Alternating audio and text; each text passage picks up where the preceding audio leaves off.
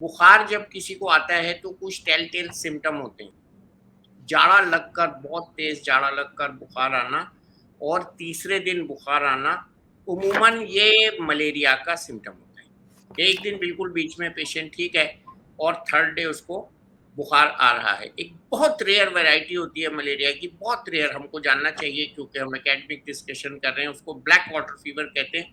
उसमें मलेरिया बिगड़ जाता है और उसमें पेशाब का रंग जो है काला हो जाता है, तो उसको इसीलिए ब्लैक वाटर फीवर कहते हैं। एक खतरनाक वैरायटी है मलेरिया की जो किडनी को भी डैमेज करती है। इसके अलावा जब हम बात करते हैं डेंगू की, तो उसमें बॉडी पेन बहुत ज़्यादा होता है फीवर के साथ। हाई फीवर उसमें भी होता है, मलेरिया में भी होता है और अमूमन सब वायरल फीवर्स में हाई फीवर होता है एक्सेप्ट टाइफाइड फीवर जिसमें स्टेप लैडर फीवर होता है।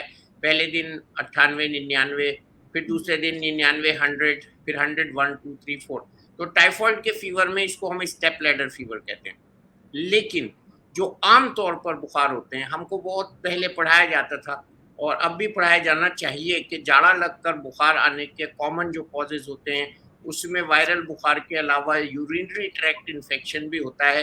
गॉल ब्लैडर का जो ट्रैक्ट होता है, उसके अंदर इन्फ्लेमेशन जिसको कोलेंजाइटिस कहते हैं, वो हो सकता है।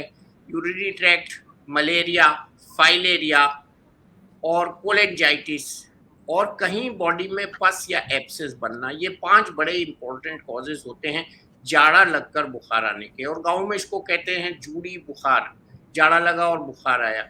लेकिन जो डेंगू है उसमें रैश होगी, टाइफाइड में लूज़ मोशन, उसको हम पी सूप स्टूल्स कहते हैं, होंगे प्रीसीडिंग। और रैश अगर हो तो बहुत जल्दी सस्पेक्ट करना चाहिए और प्लेटलेट्स का टेस्ट करा के डेंगू को रूल आउट करना चाहिए। धीरे-धीरे बुखार चढ़े तो टाइफाइड का टेस्ट फ़ौरन कराना चाहिए।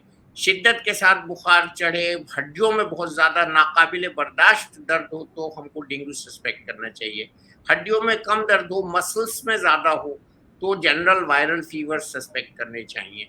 हेडेक बहुत ज़्यादा हो, वोमिटिंग हो, उसके साथ बुखार हो, तब भी डेंगू की पॉसिबिलिटी बच्चों में ख़ास तौर से होती है। अगर बच्चों को वोमिटिंग के साथ बुखार आ रहा हो और माँ फ़ील करती है, सबसे पहले बच्चे का माथा तमतमा जाता है, 102 बुखार निकलता है और इन सब बुखारों में निमोनिया एक कॉम्प्लिकेशन है जो हो जाता है। और अगर बच्चा खाँस रहा है तो उसकी छाती पे ठंडे पानी की पट्टी या माथे पे ठंडे पानी की पट्टी नहीं रखनी चाहिए।